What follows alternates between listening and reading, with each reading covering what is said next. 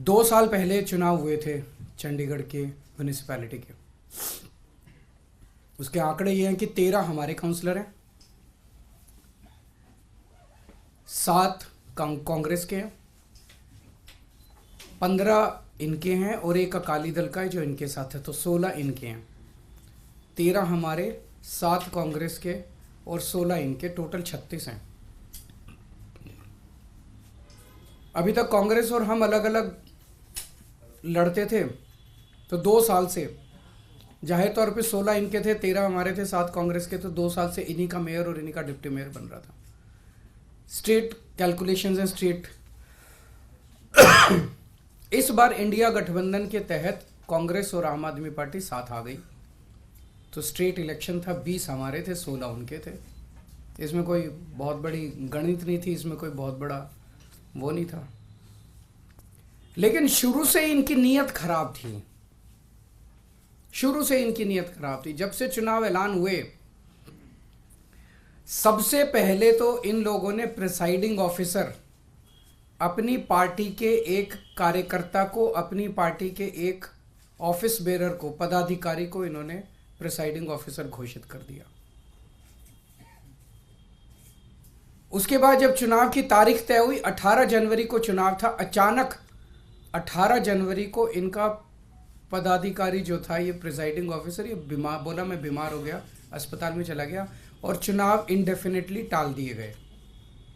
हम कोर्ट गए और कोर्ट से हम लोग तारीख तय करवा के लाए। इस दौरान इन्होंने हमारे और कांग्रेस के काउंसलर्स को खरीदने की, डराने की, धमकाने की बहुत कोशिश की, जैसे कि पूरे देश भर में करते ही हैं। इनकी फितरत है, हर जगह करते हैं, लेकिन किस्मत से एक भी नहीं टूटा। और आज चुनाव हुए, चुनाव होने थे, चुनाव हुए।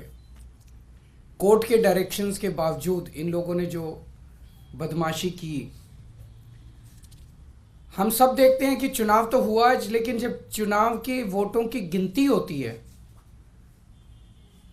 चाहे राज्य स्तर का चुनाव हो, चाहे देश का चुनाव हो, गिनती के वक्त हर पार्टी का एजेंट वहां बैठा होता है।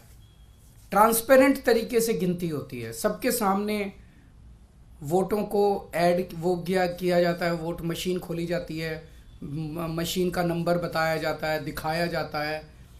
उसके बाद वोट जब उसको टोटल किया जाता है, मशीन का दिखाया जाता है भाई किस पार्टी को कितने वोट मिले, सब कुछ दिखाया जाता है। और सारी पार्टियों के एजेंट बाकायदा अच्छे से देखते हैं। यहाँ भी प्रोसीजर ये था, कानून में ये था कि हर पार्टी का एजेंट वहाँ बैठेगा और पार्टी का एजेंट को, जैसे दिल्ली में भी एमसीडी के चुनाव हुए, एमसीडी के मेयर का चुनाव हुआ, वो भी बैलेट पेपर से होता है, तो वो सारे एजेंट बैठते हैं, एक एक वोट बाकायदा सभी एजेंट्स को दिखाए जाते हैं। अगर किसी एजेंट को कोई आपत्ति करनी हो, भाई ये वोट इनवैलिड है, तो वो सबको दिखाया जाता है। अगर कोई एजेंट कहता है ये वोट इनवैलिड है, सबको दिखाया जाता है, सब उस पर अपने अपने तर्क देते हैं और प्रिसाइडिंग ऑफिसर अपनी उस पर रूलिंग देता है। एक तरह से क्वासी जुडिशियल वो करता है कि उस पर रूलिंग देता है। इन महाशय ने, जो इनके पदाधिकारी बीजेपी के आदमी थे, प्रिसाइडिंग ऑफिसर थे, इन्होंने आज किसी एजेंट को अपने पास नहीं आने दिया। इन्होंने सारे एजेंट्स को दूर धकेल दिया और खुद ही सारी वोट लेके बैठ गए। और बाकायदा कैमरे के अंदर दिखाई दे रहा है कि किस तरह से वोट, जो हमारे वोट थे उनके ऊपर वो टिक मार्क करके उसको इनवैलिड, मतलब 2 टिक मार्क लग गए तो ये वोट इनवैलिड हो जाएगा। वो टिक मार्क करके इनवैलिड करते जा रहे हैं और फिर नीचे साइन कर रहे हैं। कुछ वोट पे मात्र साइन कर रहे हैं और कुछ वोट पे एक टिक मार्क और लगा रहे हैं। वो साफ साफ वीडियो में दिखाई दे रहा है।